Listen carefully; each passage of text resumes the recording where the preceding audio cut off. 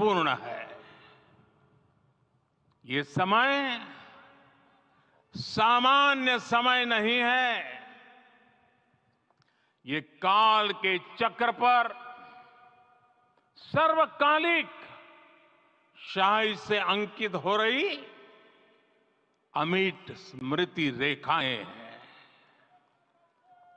साथियों, हम सब जानते हैं कि जहां राम का काम होता है वहां पवन पुत्र हनुमान अवश्य विराजमान होते हैं।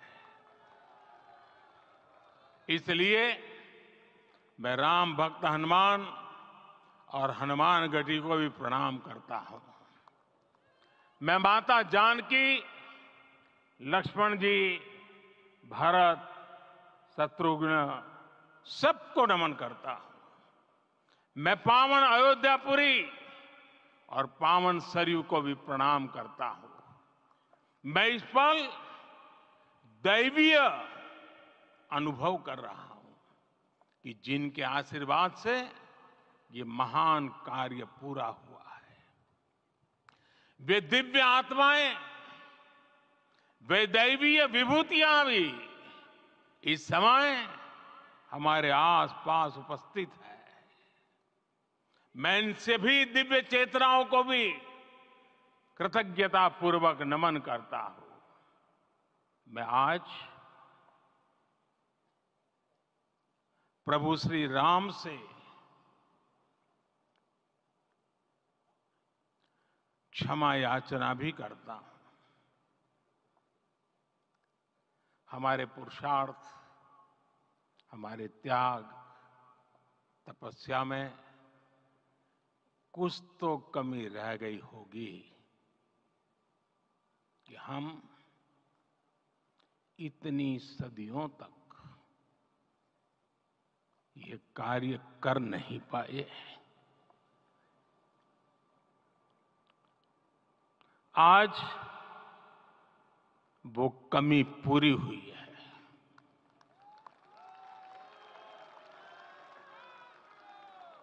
मुझे विश्वास है प्रभु राम आज हमें अवश्य क्षमा करेंगे। मेरे प्यारे देशवासियों, त्रेता में राम आगमन पर पूज्य संत तुलसीदास जी ने लिखा है, प्रभु बिलो की हर से पुरबासी, जनित वियोग विपत्ति समनासी। अर्थात प्रभु का आगमन देकर ही सब अयोध्यावासी, समग्र देशवासी हर्ष से भर गए। लंबे वियोग से जो आपत्ति आई थी उसका अंत हो गया। उस कालखंड में तो वो वियोग केवल 14 वर्षों का था। तब भी इतना असह्य था। इस युग में तो अयोध्या और देशवासियों ने सैकड़ों वर्षों का वियोग सहा है। हमारी कई कई पीढ़ियों ने वियोग सहा है। भारत के तो संविधान में उसकी पहली प्रति में भगवान राम विराजमान है। संविधान के अस्तित्व में आने के बाद भी दशकों तक प्रभु श्री राम के अस्तित्व को लेकर कानूनी लड़ाई चली। मैं आभार व्यक्त करूंगा भारत की न्यायपालिका का, जिसने न्याय की लाज रख ली।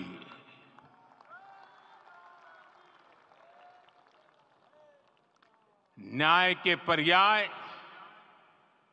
प्रभु राम का मंदिर भी न्यायबद्ध तरीके से ही बना। साथियों, आज गांव-गांव में एक साथ कीर्तन संकीर्तन हो रहे हैं। आज मंदिरों में उत्सव हो रहे हैं, स्वच्छता अभियान चलाए जा रहे हैं। पूरा देश आज दीपावली मना रहा है। आज शाम घर घर राम ज्योति प्रज्वलित करने की तैयारी है। कल मैं श्री राम के आशीर्वाद से धनुषकोडी में राम सेतु के आरंभ बिंदु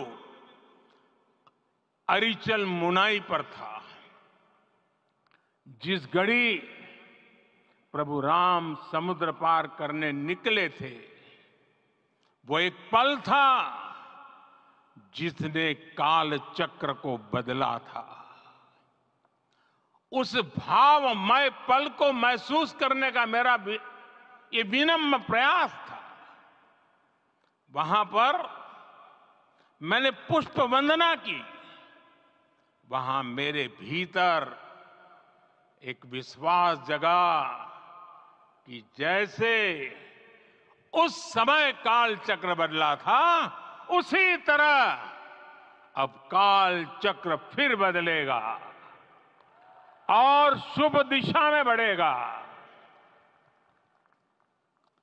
अपने 11 दिन के व्रत अनुष्ठान के दौरान मैंने उन स्थानों का चरण स्पर्श करने का प्रयास किया जहां प्रभु राम के चरण पड़े थे।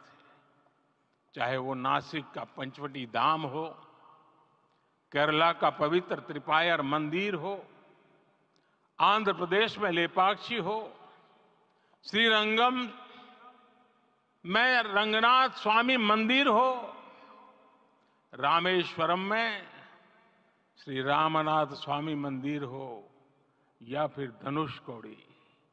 मेरा सौभाग्य है कि इसी पुनीत पवित्र भाव के साथ मुझे सागर से सरयू तक की यात्रा का अवसर मिला। सागर से सरयू तक हर जगह राम नाम का वही उत्सव भाव छाया हुआ है। प्रभु राम तो भारत की आत्मा के कण कण से जुड़े हुए हैं। राम भारतवासियों के अंतर मन में विराजे हुए हैं। हम भारत में कहीं भी किसी की अंतरात्मा को छुएंगे तो इस एकत्व की अनुभूति होगी और यही भाव सब जगह मिलेगा। इससे उत्कृष्ट, इससे अधिक देश को समायोजित करने वाला सूत्र और क्या हो सकता है। मेरे प्यारे देशवासियों,